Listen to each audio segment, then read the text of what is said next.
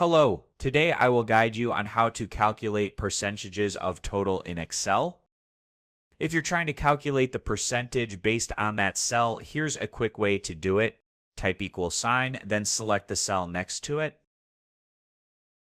Add a division sign, then type the following, the cell location of the total.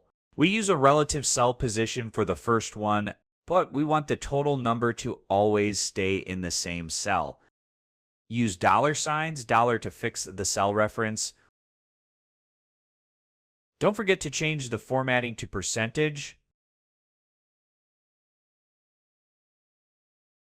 Next, take the small square at the bottom right of the cell and drag it down. This will calculate the percentage for multiple rows. Calculating percentages is easy with Excel if you lock your total cell properly. This method is useful for budgets, sales data, surveys, and more. If you like this video, don't forget to give it a thumbs up and subscribe. Thanks for watching.